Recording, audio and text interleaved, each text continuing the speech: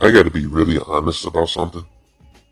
Um, Before they were even saying it, and some people are calling it a certain name and everything, but in our ethnic community, I want to say, we now refer to the black female gynocracy. It has been in place for many, many decades, hundreds of years, whatnot. And I gotta say, I can't give anyone my story, but I will tell you this: that I will fight that shit until I'm dead. All right, I will fight it until I am fucking dead in the ground. And I will teach my sons to do the same shit. Okay, we're gonna fucking burn it to the ground. All right, I mean it. We're gonna burn that shit. This is our mission statement. Okay, because it has destroyed generations of men, and by proxy, our community, our people, and shit. And I'm just tired of beating around the fucking bush and shit. I don't hate no women. Okay, I don't hate no women and shit. But you must understand that we are part of the same fucking ethnic group and shit. You motherfuckers keep talking about that you're the black women and shit, okay? And you ain't saying the black people and shit. Black men are saying black people. Black men are saying black people as a whole. We're saying black men when it comes to fighting you motherfuckers and shit, okay? I can't tell my story, man, but I gotta tell you, I got one hell of a fucked up story and shit. And to that end and shit, I will burn this shit down. Or maybe they'll just outlast me and shit. Either way, I don't give a shit. Okay, I don't give a flying fuck. I'm gonna burn this shit.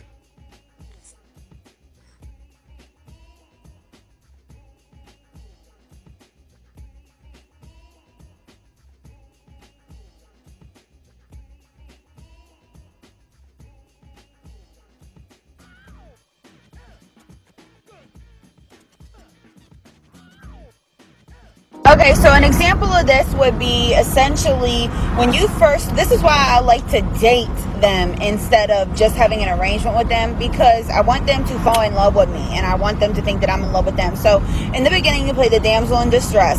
You do that for a couple months and you tell them that you have trauma that prevents you from being able to just immediately be active with them. When you tell them that after you build up a connection and you love bomb them, you tell them like, oh my gosh, I can really see myself building a future with you, blah, blah, blah, blah, blah. This is something that I've always wanted and I could never find in dating younger men. I find security and stability in you, but all this other and then you do that until you know for a fact that you've pushed it too far. Then they're going to start to pressure you. Once they start to pressure you, you essentially reverse psychology on them to be like, I can't believe that you would ever do something like that to me. I was getting ready to open up to you and you're actually pressuring me. You made things seem like they aren't happening organically, that you're trying to force something. And this is what all men do to me. This is why I thought that I could find something different when I was dating somebody older, because all the men my age are constantly pressuring me and they make me feel this way, that way, and the third. And then he's going to back off and then you do it again. You tell him, well, you broke my trust, so now we have to go start back a couple steps, you know what I mean? And you just they're dumb, so they're gonna believe it. And then you love bomb them again. Like, you just essentially keep playing a cat and mouse game with them. And a better example would be like if they try to get irritated with you because you're not being as affectionate as you should be, well, then tell them, okay, well, actually, I'm having a hard time being affectionate with you because I feel as though you might be seeing somebody else because I'm not being as affectionate as you would want because you're constantly pressuring me. So now I feel like you're seeing somebody else. So now it puts him in a position where he has to prove to you that he's not seeing anybody else because you're not giving anything to him. You know what I mean? So it's just a never-ending cycle. Okay, so an example of this would be essentially when you first, this is why I like to date them instead of just having an arrangement with them, because I want them to fall in love with me and I want them to think that I'm in love with them. So in the beginning, you play the damsel in distress. You do that for a couple months and you tell them that you have trauma that prevents you from being able to just immediately be active with them. Yeah, no, I never said that I was lying about it. Like, that really did happen to me. But to clarify, I do, in fact, say to lie about it. I encourage women to say it because it will give you some sense of boundaries to lean on. And something that you have to understand is I make these videos, you don't have to, but something that other people need to understand. I make these videos for the audience that wants them, not for everybody. I'm not here to debate whether it's right or wrong. In fact, I say it's wrong. It's very toxic. It's not healthy. This is not a normal situation.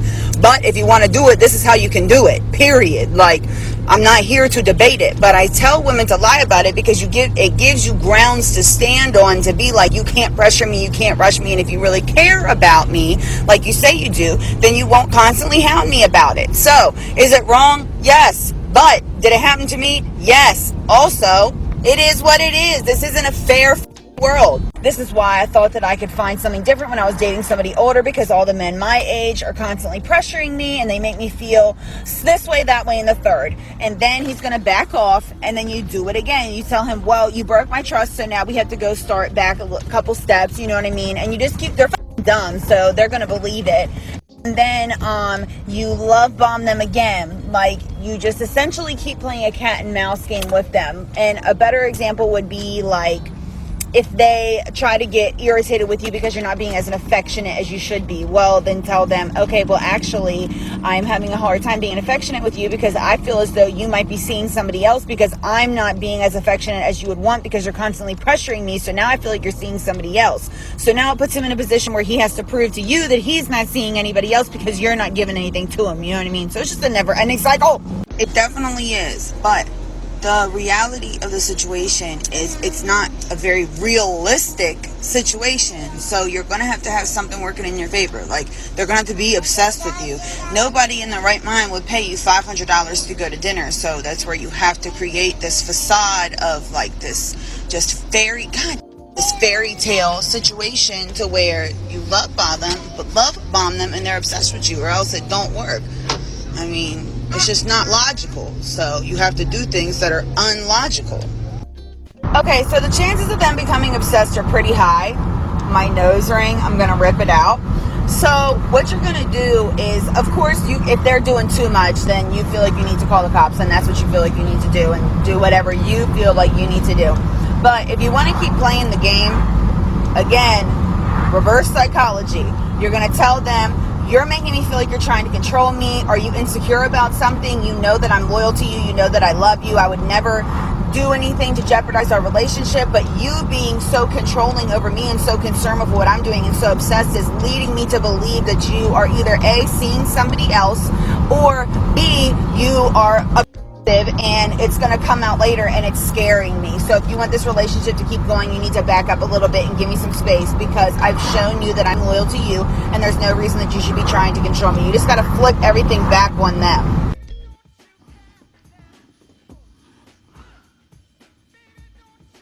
I'm going to make a bunch of videos on this subject matter, but basically what you have here is what I would call an emotional vampire, right? They come in both genders and all colors, basically, all sizes, okay? And their effects vary. But at this worst, is the woman you have here, the woman you've seen in these bunch of clips I edited together. You know, they're a little disjointed, but I think they give the point across that this is someone you should avoid, especially a young man out there. All kinds of men, actually. She was actually talking about how to gaslight and control a older man. So this is what you would call a sugar baby. And you can see what her mission is. Her mission is to grift money, to get money and assets without giving anything in return. All right, that is plain and simply what she wants. And these are the most dangerous types of women because they're capable of doing anything to you. They can hurt you they can hurt you mentally, spiritually, if you let them. They can use proxy violence on you, which is usually what happens in the end of the relationship. Or they can use proxy violence on you with the police, and they can, unfortunately, if you fuck up and get them pregnant, then you're on the hook to pay their lifestyle out. And they can also use the police, so they can mess up your reputation, they can destroy your money making potential and your jobs. These women are dangerous. Right, every part of your life is in danger from these women, your past, present, and your fucking future and shit, okay? Because these women like to come in quick, fast, it depends on what their sexual marketplace value is, how they're gonna proceed and shit. Like if she's a low tier woman, she's immediately gonna probably have sex with you real quick a bunch of times, you know, and she's gonna glom onto you. She wants to trauma bond. She's gonna tell you some kind of shitty story or sob story or some other crap, or she might do the friendly thing where she's so nice and oh, I'm just a regular girl and all that, but she's gonna try to trauma bond your ass. She's gonna gaslight you. She's gonna try to make you. The idea is to make you feel responsible for her on some level, if not everything and shit, physically, financial, and otherwise. Once she gets you there, then she's got like a, well, it's kind of like a parasite. She's gonna get into your life. She's gonna learn everything she can about you, and then she's gonna get in there like a barnacle. And it's gonna take high hell. You gotta do something drastic to get out of this shit, okay? And if you have any, siblings or cousins, or your very only son, your children, you see them with these kind of women, you have to do everything in your power to keep them away from these parasites. I'm at a loss of words. What she said doesn't surprise me in the least. I guess it would be jarring to some people to hear women actually, saying it plainly, but it doesn't shock me in the least. And when I've seen it a lot in my life, and I just say that, you have to be on the lookout. All right, they present themselves in a bunch of different ways. Half of them are basic females; they're easy to avoid and shit. But then you got the ones that are, well, attractive, mid-level attractive to high-level attractive, and they're gonna try to trauma bond you and shit. The more attractive they are, the less they're willing to give up to get the bag, to get what they want out of you, which is tangibles and your time and shit. They want to enslave you to make you, finance their lifestyle and, give them narcissistic energy and shit. I hate to say that. It's such a buzzword now, narcissist and all this other new age bullshit people are using, and they're fucking idiots. They don't, barely know what the fuck they're talking about and shit. That's my opinion. I'm sticking to it. But this woman is an emotional vampire. All right, her job is to, or her ideology is to get everything and give nothing in return except lip service and shit. And it's a rare guy that's gonna just gonna cut it right there. As soon as he starts fucking around, he starts seeing the bullshit. He's just gonna be like, "Fuck it, I'm out." That guy you don't have to worry about. It's the other guys you have to worry about. And not everybody's a simp who messes with these people. They have a lot of different masks they like to wear. And it's hard to suss them out and shit if you're not a overly suspicious person. But you got to keep your head on a swivel and shit. Give them nothing, okay? When you meet them in a relationship, talk about general things, talk about how you feel about certain issues and love and all that shit. Have good conversations, but tell them nothing of your financials. Do not take them to your fucking house, okay? Don't take them to the house. Try to take them to a fucking motel. Don't tell them where you work, all right? Don't tell them where you work. Do not discuss your political affiliation with them. All right? Just discuss relationship stuff. Just keep it light and don't keep it moving until you get something out of her. Okay? And if she calls you, a lot of times they're gonna play damsel in distress about something like a bill or something. You'd say, "Good luck." When they tell you they got a bill they need to get paid or something, you ask, "Well, what are you gonna do? How are you gonna deal with this?" You can offer some suggestions like, "Oh, make it get a loan or something," but don't give them shit. That'll kill some of them off, And then some of them, they like to tell you that they try to make you be a white knight. Like, oh, this guy was messing with me and all this shit. And you just tell her, oh, maybe you want me to drive you to the police station? You want to call the cops? We could use my phone and call the cops and you can file a police report, Or somebody's messing with them at work, you just tell them, oh, did you report it to your HR department? Well, what did they say? What are you going to do about it? Just tell them like that, but be innocuous. Don't be a dick about it. And that'll kill some of them off and shit. They'll tell you, it's like they have to get you involved some way. The least involved you are, the more likely it is that you're going to have a lot of sex with these women and shit, whether if you want that, But I would advise not even fucking with them once you figure out that they're like basically a succubus, trying to suck all your tangibles out. It's not just about money, it's about your time and everything. Because a lot of guys go ape shit when they find out that this is a bust. All right, a lot of emotionally unprepared men that's out there.